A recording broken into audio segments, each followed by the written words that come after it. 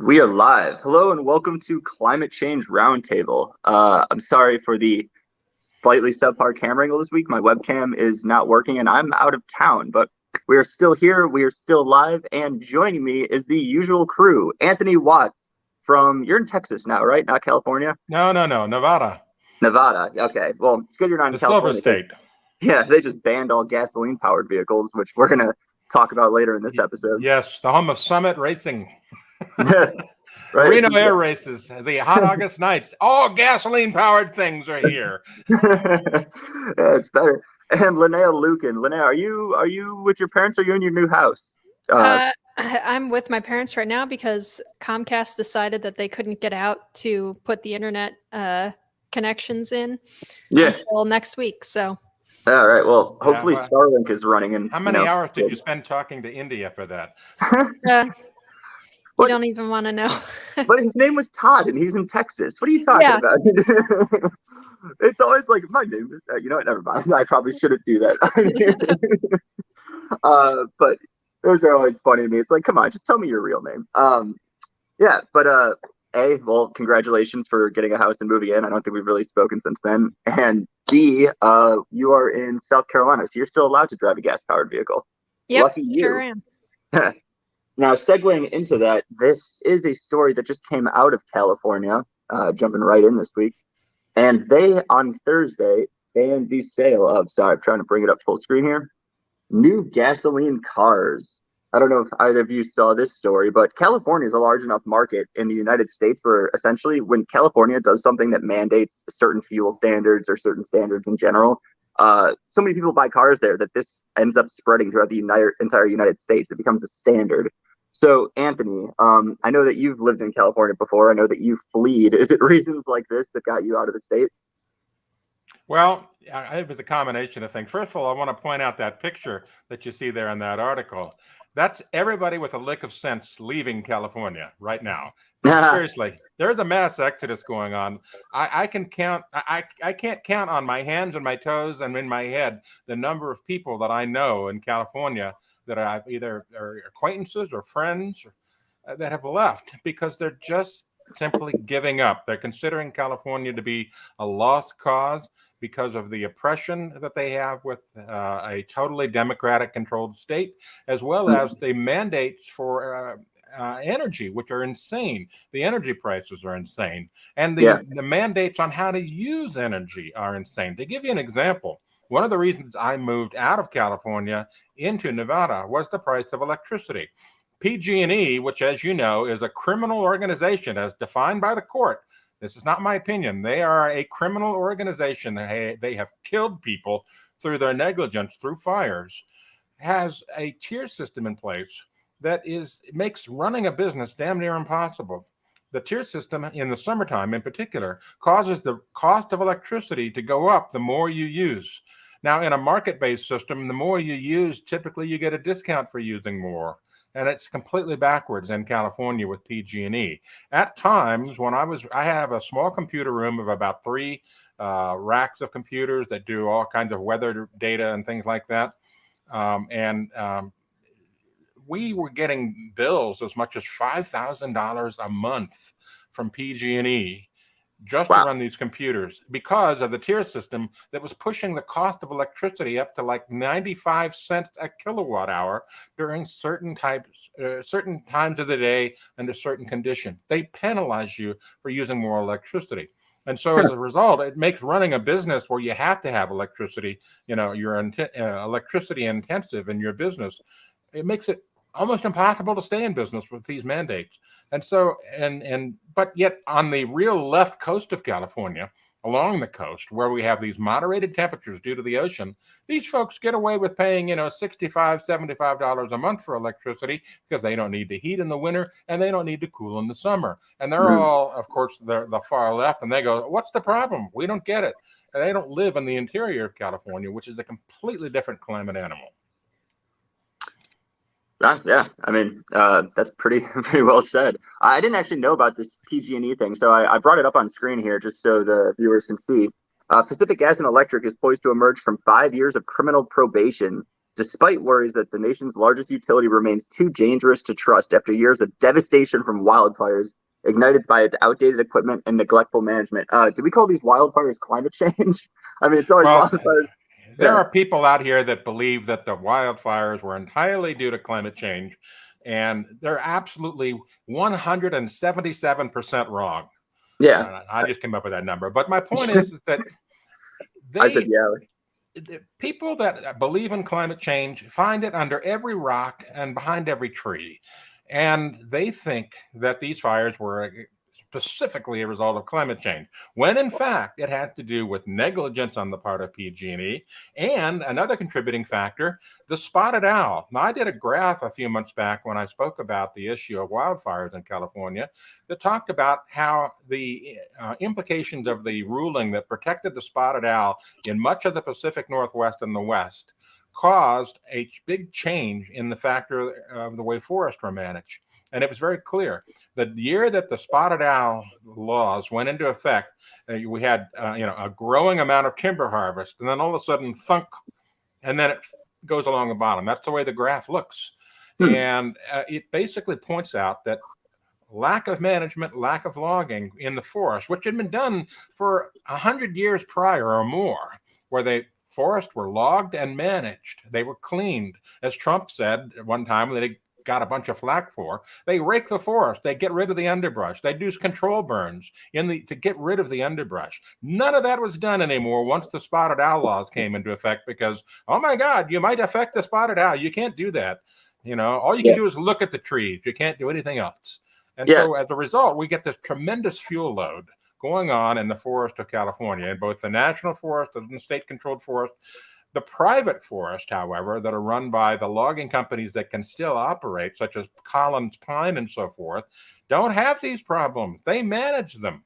They are not under these restrictions because they're private property, and they didn't burn. It kind of brings up something we talked about in the past, how a lot of environmentalists today, or at least climate alarmists, I should separate them from environmentalists because different thing. But they will kind of just say like, ooh, any impact on nature, cleaning up a forest, dealing with the brush, that's like a human activity. That's anti-nature. Linnea, do you think there's kind of a difference of actually like caring for the environment and impacting it at all? Like, is cleaning up a forest environmentally, environmental stewardship, or is that anti-nature? Well, I mean, these green activists are anti-human generally, so anything that we do is going to be bad no matter what. It comes down to the difference between conservation and preservation, I would say.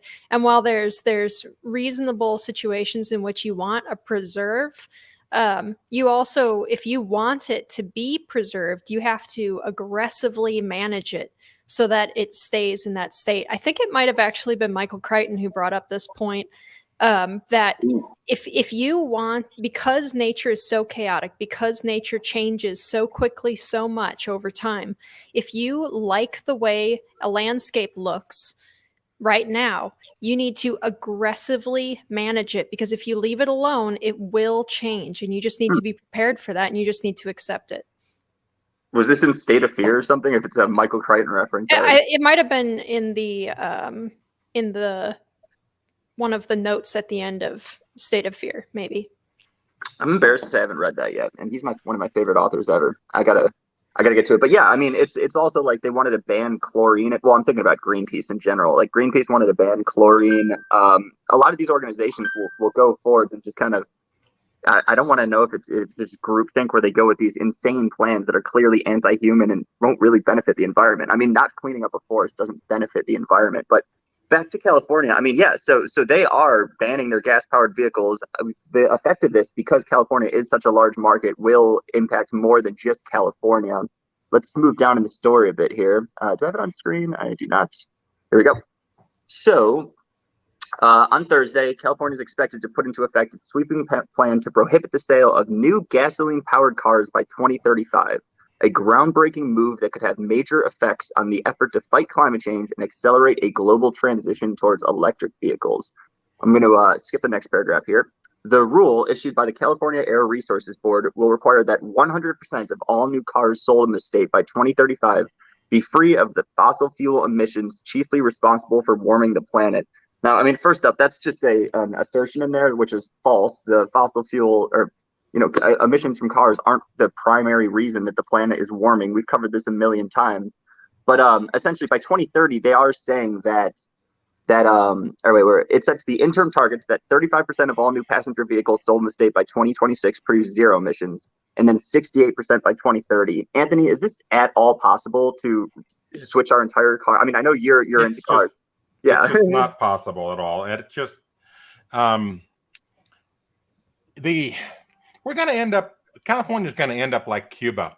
There's going to be a lot of old cars on the road that are gasoline powered that people are trying to keep running that, are going to span out 30, 40, 50 years old. That's what it's going to turn into. Mark my word. Yeah. And as far as being able to electrify California for electric vehicles, there's not enough infrastructure in place. Hell, they can't even keep the lights on during summer now sometimes. They have to go through rolling blackouts. The whole idea of electrifying the whole state and making the grid improve and making the energy sources improve and meet those targets by 2035 is ludicrous. It's not going to happen. It's going to fail, and it's going to fail spectacularly. Yeah, agreed. Now, I know this is kind of going back to the last point, but I know you sent me a chart here related to the forest burned and the spotted owl. Do you want me just to show that on screen real quick so you can accentuate that point?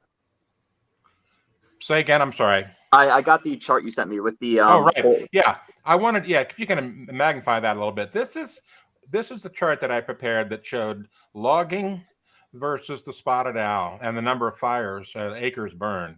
And there's a clear correlation there, that mark point there in the timeline. 1990, the spotted owl was listed as endangered.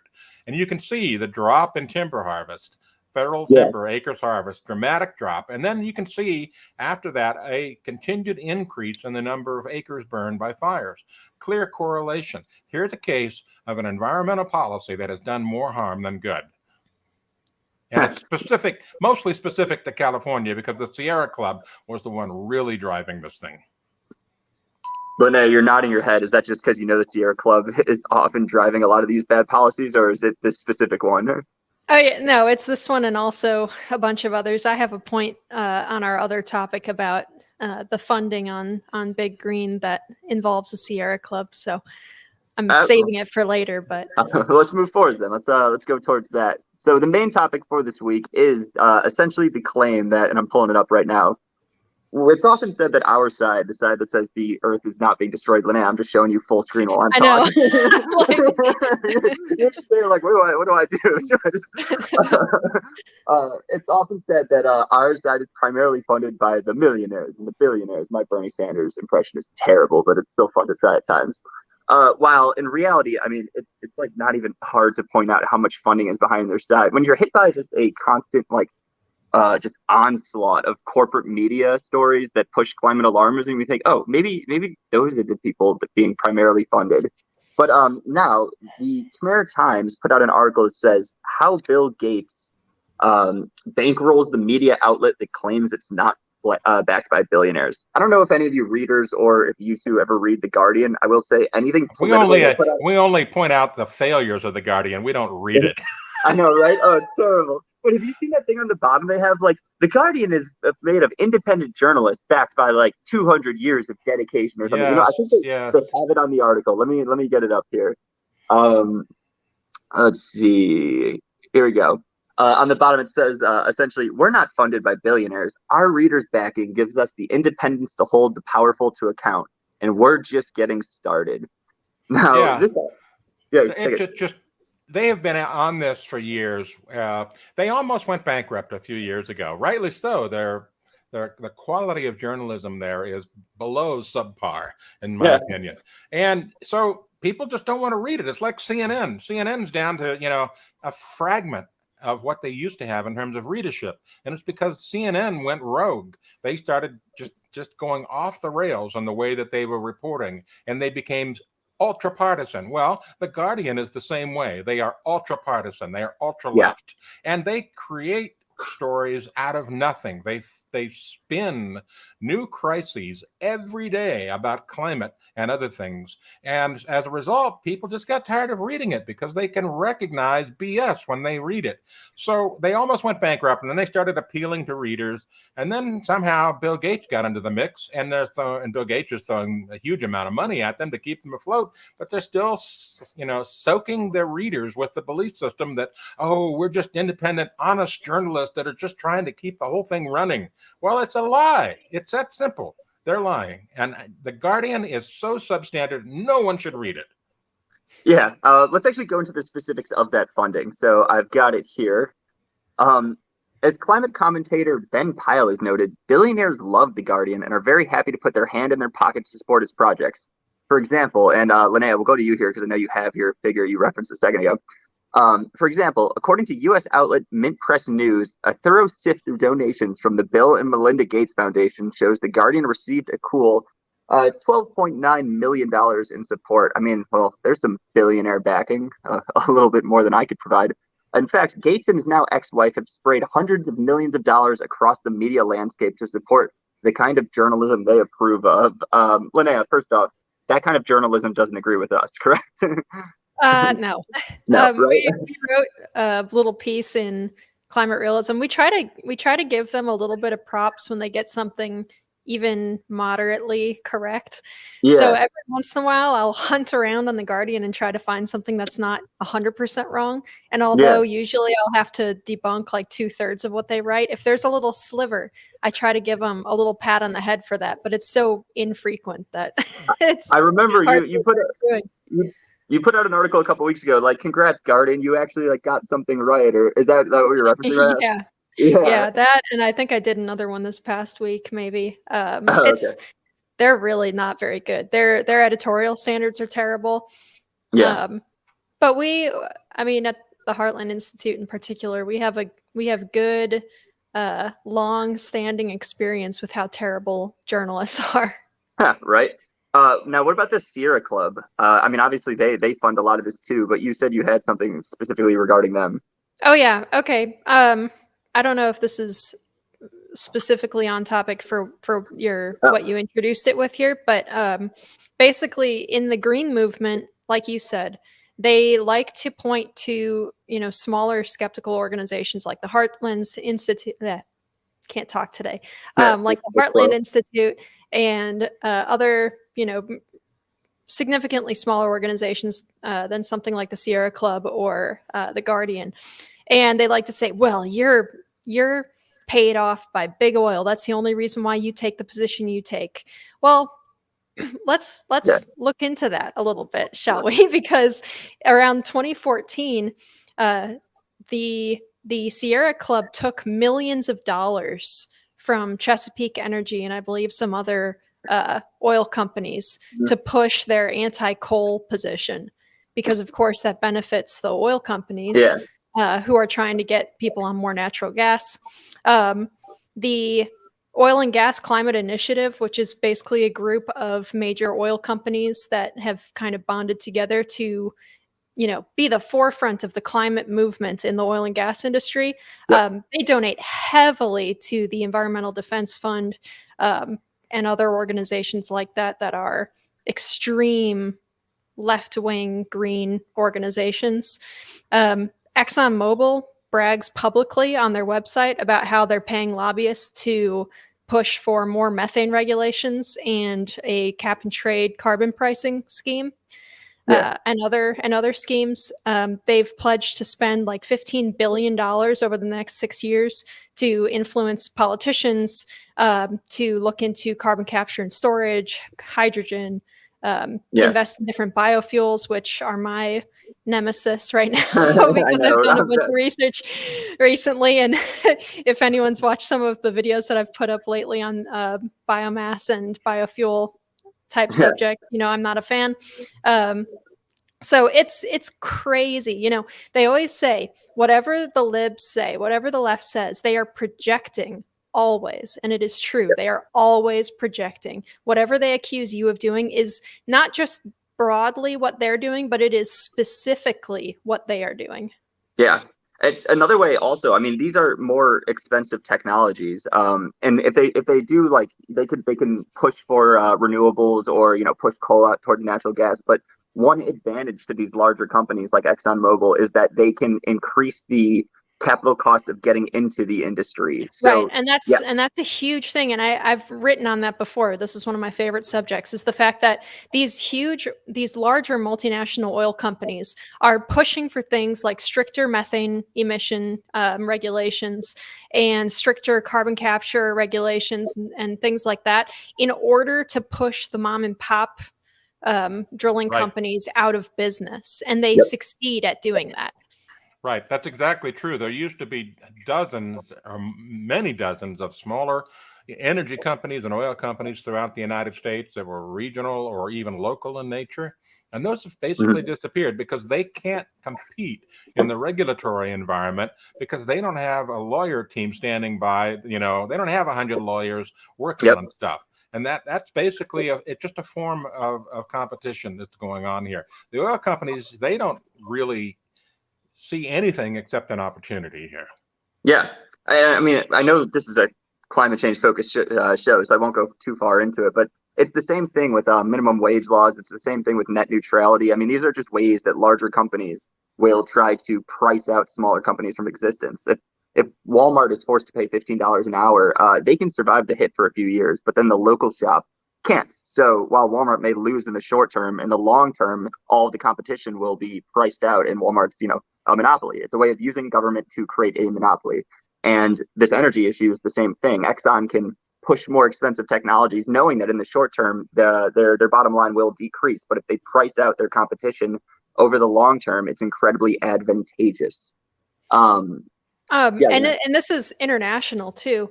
There was a finding a couple years ago that discovered that some Russian oil companies, of course connected with the Russian government, were sponsoring green groups that were attacking yeah, fracking initiatives in the United Kingdom and the United States. Iranian and some Saudi oil companies have funded green groups that are anti-fracking groups in the United States. yep, It's all we're all being played for fools. and Yes, yep. they and are. they frame it like there's some big, like, oh, we're the little environmentalists and we're going after Yeah, big oil, but they're literally in lockstep. It's yeah, terrible.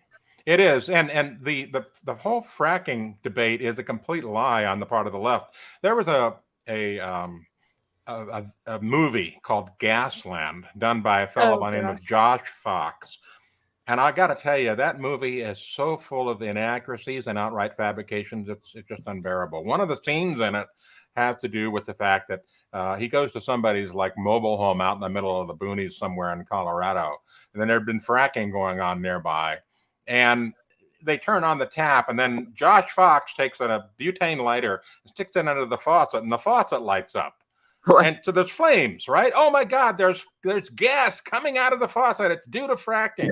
Well, what was missing from the whole thing is that the people said later, well, it's been that way forever. It's just the natural way of the geology landscape down there. Yeah. And it had nothing to do with fracking. I have been to Midland, Odessa, Texas, right in the middle of gas country. And I've been there before, gas and oil country, been there before they started doing fracking. And I can tell you with absolute certainty that the water tastes like oil.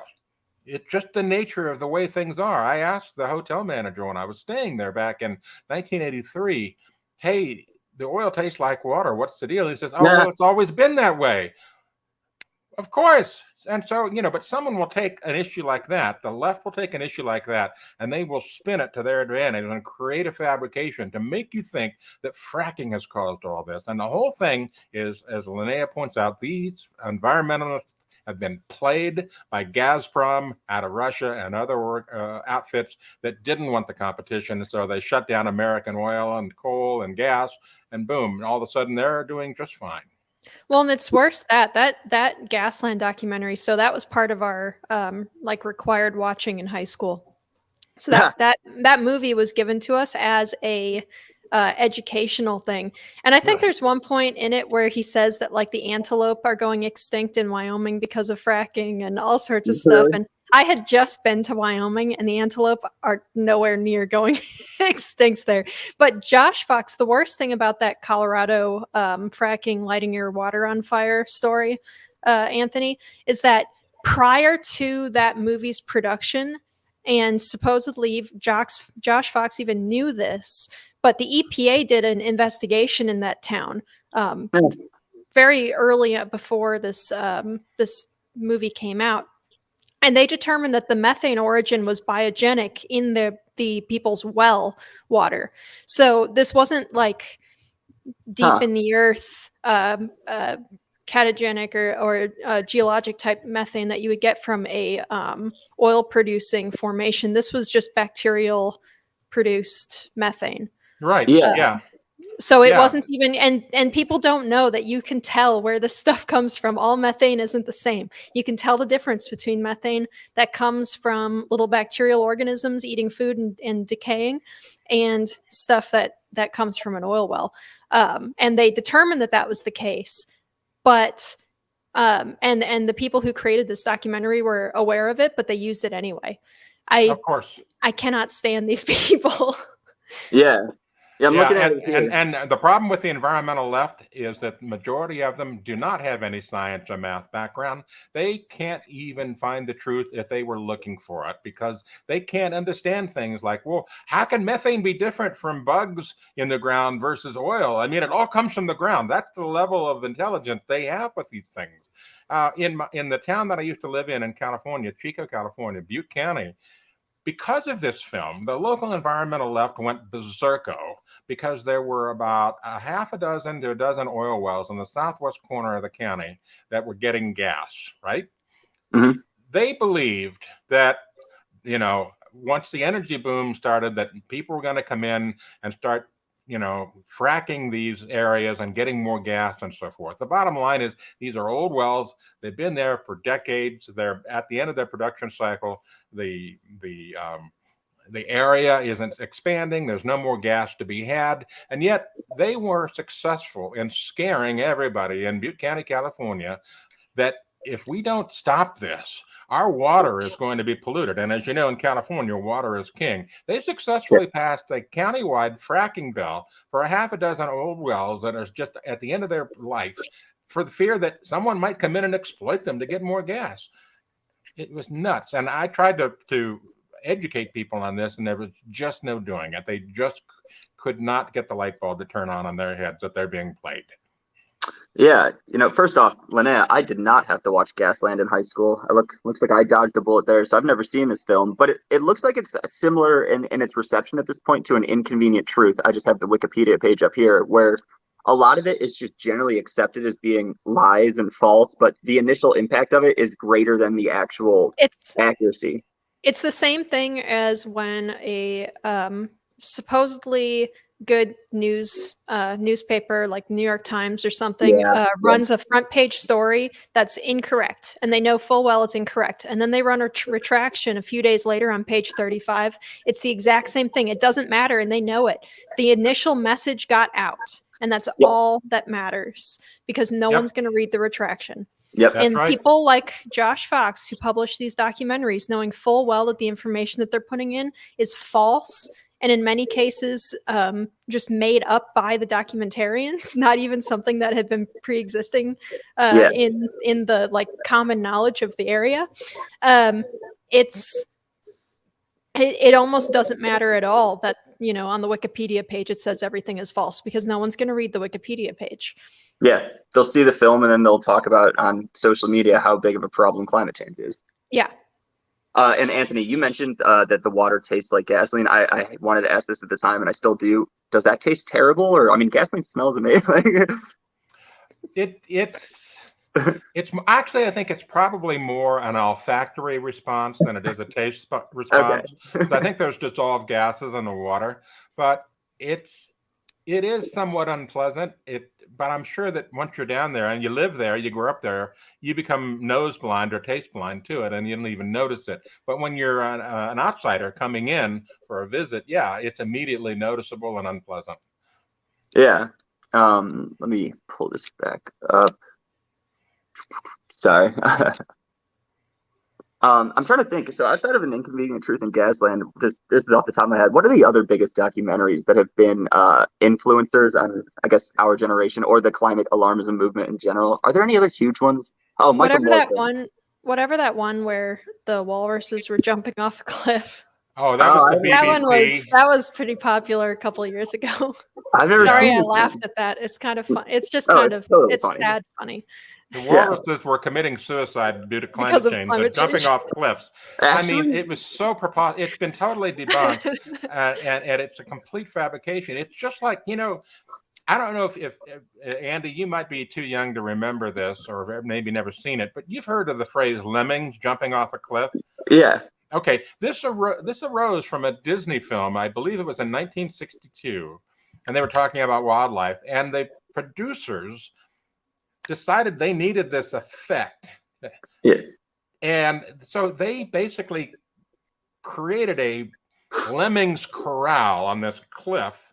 And then basically, I don't know what they did to push them, but they drove the lemmings off the cliff themselves. They killed the lemmings for the production of this movie. And it had such an impact on everyone that lemmings jumping off a cliff became part of, the vocabulary of the world.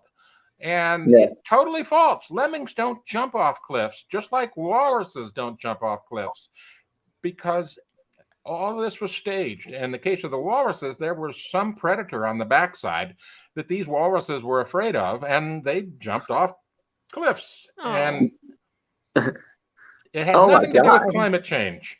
Yeah, sorry. I put some of these out as podcasts. If you do listen to this audio version, we're on YouTube every Friday at noon. We've got the video up right now. In my mind, I thought this was going to be really funny. In reality, yeah, it's kind of sad. These walruses are all jumping off. Well, they'd rather try to climb down the steep cliff face than get torn to shreds by a polar bear. So, I guess. Yeah, right. So we have Jim Lakely here saying the walruses were actually being chased off the cliff by a polar bear, if I recall correctly. Polar bears feast on walruses. Yes. Yeah. They didn't show that part. No. Yeah, I mean, just like they showed that polar bear starving, National Geographic, but they didn't talk about how, it's just a naturally sick polar bear.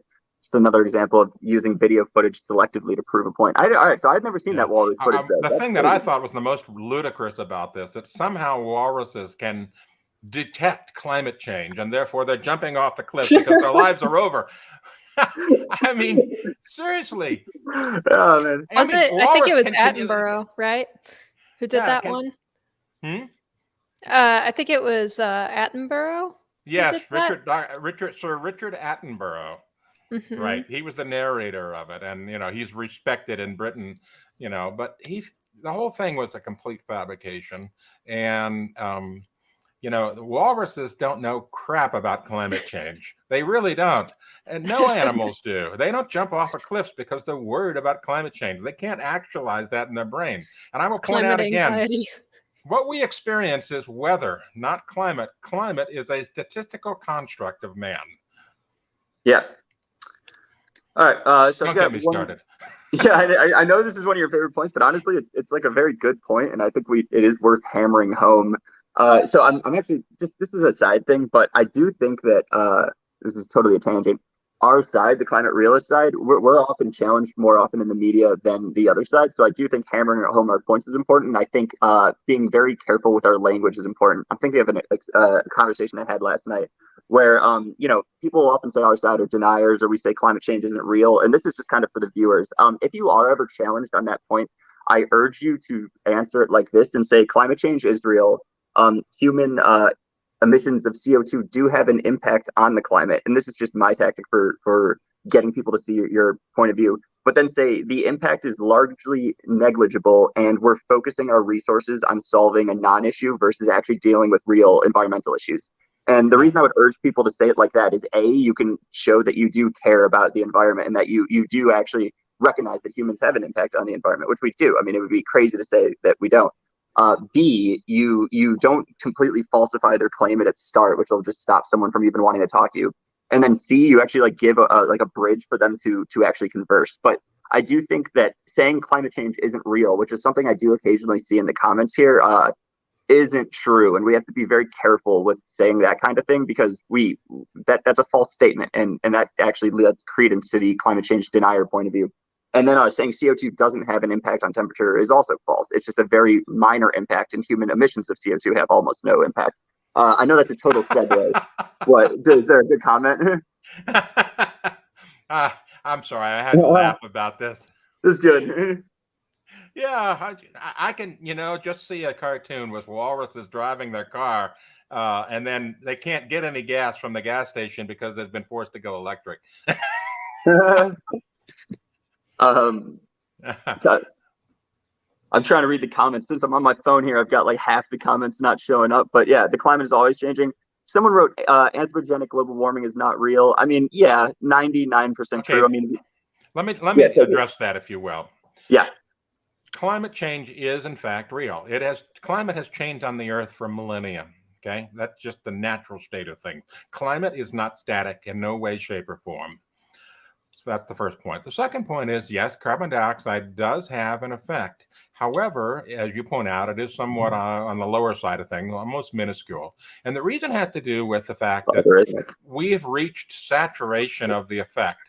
The effect of carbon dioxide on warming the atmosphere happens in the first 100 parts per million. And then after that, it's a logarithmic scale, and the effect flattens out at the top. We're very nearly at the top of the curve of the effect of carbon dioxide warming the planet. It's flattening out. The ability for additional carbon dioxide to flatten or to affect the temperature is quickly diminishing. There we go. Thank you. Yep. This mod trend calculation here shows exactly what I'm talking about. In the first 100 parts per million, just there, leave it there. Thank you. Yep. First 100 parts per million, it's just a rapid increase, and then it tapers off the more and more you get to. And so the idea of climate running away, due to carbon dioxide isn't going to happen. So yes, carbon dioxide does have an effect. It's smaller as it gets larger in terms of the amount of concentration of CO2. That's the number one point. The second point is, what I brought up in my surface stations project is that we are retaining more and more heat in our local areas due to increased infrastructure, increased increased concrete, asphalt, and so forth and so on, are retaining heat at night. And the more artificial structures and surfaces we have in the vicinity of the thermometer, the more it warms the temperature at night. It doesn't get as cold. Well, the climate folks track climate change per se using the average temperature. And so the average temperature is obtained by averaging between the high and the low. Well, if the low goes up and the high stays the same, then the average is going to go up. And that's the result. We get a warming planet mostly based on the nighttime temperature going up. And that's due both to carbon dioxide retarding heat going to space, and because we've got more localized influences of infrastructure retaining heat, which affects the thermometers. It's just that simple. Yep. So yeah, I know that we didn't discuss, bringing this up at all, but just something in the comments made me think about it. And I just do think it's very important that on our side, we do know like this logarithmic relationship with carbon dioxide and temperature, and we can respond to their assertions with accuracy, which is like, no, part of your assertion is correct, but the overall point isn't. Let's see, Anthony, you should show your Las Vegas. Yeah, I'll find that and send it to you. All right, sweet. So, Stanley, we're pulling that up right now. Someone said CO2 is plant food. We agree. I think carbon dioxide emissions in the atmosphere, I mean, I don't encourage emitting, but higher concentrations of carbon dioxide in the atmosphere is a net benefit. Last week, we discussed, if you didn't watch, who is this? Freedom Forever. We discussed how increased carbon dioxide levels in the atmosphere do lead to an increase in global food supply. By the way, I've just received a mention from our producer in the background to plug our climate conference, February in Florida. For those of you that don't, and Anthony's actually pulling up a chart from a previous climate conference we've done. For those of you that don't know, we do the International Conference on Climate Change every year pretty much, except for COVID, when the world was shut down, which I did not approve of. We're having the conference February 23rd through the 25th, 2023 in Orlando, Florida. If you sign up now, you get special rates. So jump on that opportunity now if you can. Just go to climateconference.heartland.org or search for that.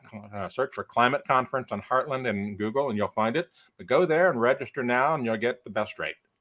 Yep. All right, great. There we go. There's our plug. And Anthony, I got the what you sent me. It should be loading right now. So one moment, here we go. Yep, I prepared this back in 2014. We were in Las Vegas, one of the hottest places in the United States next to Death Valley.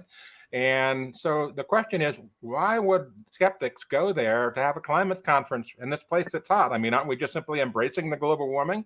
Well, there's the backstory. Can you scroll up a little? Yep. Okay. We got some graphs. Okay, and this table is not something I really need to talk about, but there's some graphs below that. Okay, here we go. Start with this. The average annual temperature for Las Vegas. Well, look at it. Just stay right there. Don't scroll any further. Yep. You can see that starting in about 1979,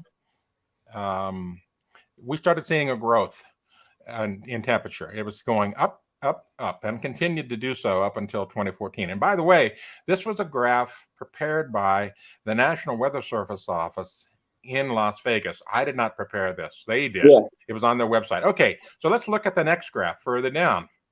Okay, look at the minimum temperature for Las Vegas. It has been going steadily up. Yeah. Right? And it's been going steadily up. Las Vegas has been growing ever since the 30s. I mean, even before the Rat Pack, it started out as a small, town, but growth has been continuous since the 1930s. And it accelerated in the 1980s and 90s with the giant mega casinos and so forth. And a lot of people live there now. It's a popular place to live. Okay, so let's look at the maximum temperature at Las Vegas. Scroll up a little more. Oh, interesting. Look at that. It has not gotten hotter per se. The daily highs have not gotten hotter, but the minimum temperature has gotten much warmer. And because the average temperature is created from the minimum and the maximum, the average temperature goes up, but the highs have not. And this is an argument that's being made again and again and again by climate alarmists, that it's going to get hotter. No, it's not. Carbon dioxide does not affect daytime temperatures, number one. Number two, the infrastructure is retaining more heat at night. And that's the whole reason. It gets warmer at night, bringing the average up, but the daily highs are not increasing. The daily highs that we have in the United States still go back to being the most severe in the 1930s during the Dust Bowl period. And we had a combination of human factors with poor land management combined with weather patterns that created that. That's when it was the hottest and sustained to be the hottest in the United States. And that was entirely before carbon dioxide became an issue. Yeah, and climate change didn't start until carbon dioxide became an issue. I feel like I say that once a week. It just always comes up. But if you want to see this and see all of our faces, we'll all be at ICCC in February, right? I got that right. Yes. Awesome. In Florida. Yeah, we were in Vegas last year too. It's great. Love Vegas. Love craps. All right. Well, outside of that, I'm trying to think. We have no other major stories this week. Is there anything that either of you want to cover before we wrap it up? Let's talk about hurricanes. All right. Yeah. We have not had a hurricane season yet in the Atlantic. And, the original forecast put out by the National Weather Service and NOAA said, we're going to have an above normal hurricane season. Well, it hasn't happened. And the reason it hasn't happened is because of two things. Number one, we've got a lot of dust that had been coming off of Africa. Now, dust coming off of Africa, the western shore of Africa, is the Saharan dust. And the Saharan dust has a key in creating tropical disturbances, which then turn into tropical storms and maybe hurricanes. They have a key factor and they provide condensation nuclei, but too much of the dust, and basically it causes these tropical disturbances to rain themselves out. That's one thing. The second thing is, coming from the opposite direction, we've had wind shear at higher elevations coming in, across the Gulf of Mexico and the Western Atlantic. So wind shear had an effect of shutting down tropical storms and hurricanes once they get started. The wind shear basically, as the storm is building up, the wind shear comes across and just blows the top off of it. Just like when you see a thunderstorm and it has a big anvil, you can see the anvil being stretched out. It blows the top off of it. So the wind shear creates a dampening effect on the hurricane or tropical storm, and it keeps it from forming into its full potential. So that, combined with the dust, is why we haven't had, an active hurricane season. But the press is out there still harping on, well, it could get worse. It may get worse, and it might. We might have more in September or even October. Yeah. But the bottom line is that once again, predictions made by all these fantastic computer models fell apart in the real world. Yeah, I mean, we all here agree that the hurricane season could pick up and it could get worse. It's just important to point out the media's disdain for the fact that the predictions haven't come true and it hasn't been unusually frequent or severe this year. And even look at just Googling hurricanes right now. I mean, what they're doing is they're reporting about previous horrible hurricanes that were during this time, as if to make it seem like, oh yeah, see how bad it's been, like in the past. It's just whatever they can do to make it seem worse than it actually is, because there's no hurricanes right now. It's just a tactic. Yeah, Jim makes a good point here that, if it's not making more hurricanes, climate change must be affecting something. We've got to find a reason, so that they'll jump on, well, climate change is making less hurricanes. Never mind what we said 10 years ago. This is the truth today. That's the way they work. 10 years ago, never mind what we said 1 hour ago, or even in the same newspaper. Linnea, do you have anything to add on this? Or, I mean, we're going to keep tracking the hurricanes. If they start, we'll fully acknowledge that the frequency is picking up. It's just up to this point, it's been very entertaining watching the media's reaction to the predictions being wrong. Yeah, well, I hope we don't get any hurricanes, not just for the getting to rub it in their faces, but also because hurricanes are bad. Yeah, right. But like Jim said up there, that they're going to complain that it's making them more rare, reducing rain in the South. I guarantee they're going to come up with some kind of a study that says actually it's really bad that there are fewer hurricanes this year because the waves in the ocean currents that are caused by hurricanes are essential to some biological process in jellyfish depositing 3 miles underwater. Yeah. I blame the walruses myself. Yes, they're not believers. But at this point, and I'm not an expert in this at all, we're heading into September. September is usually a pretty good month for hurricanes. If we continue to not get any in September, I mean, in order to make it an above average year, it's going to have to be an absolutely crazy final third of the season. I think it's pretty unlikely. The media will be rooting for those numbers. You're going to have to constrict it. You're going to have to constrain it to saying like this is the most active third quarter or final third of the hurricane season in however many decades they can come up with. Because to say that the entire season is going to be above average, I don't see that happening at this point. Yeah, interesting. We have on here Stanley Goldenberg, who said he was and Stanley and I have met. But he was part of the team that predicted the busy season and still expected. Honestly, Stanley, if you want, there we go. Let's blame Stanley. Yeah. I'm sure he's not writing the articles, but part of the predictions. Yeah, if you want to come on, Stanley, I'd actually love to get your point of view on this. That would be great, and just to why it was predicted to be an average season, and why it's still predicted. Why not, Stanley? If you'll respond in comments, maybe we could have you on next week and talk about it. Just drop us a comment. Let us know if that's acceptable for you. We can send you a link and make you part of the climate realism presentation next week. There we go. Recruiting live on the air. We can. Why not? No, I agree. I honestly think that would be really great for both us and our viewers. But all right, let's wrap it up with that. Stanley, I will contact you because I'd love to have you on. Outside of that, thank you for joining us for this episode of Climate Change Roundtable. We're here live every Friday at noon, even if our computer's webcams break, and we do it through cell phones for you all. Come check out the Climate Conference website. If you just Google ICCC or Heartland Climate Conference, you'll find it. And Here we go. Oh, there we go.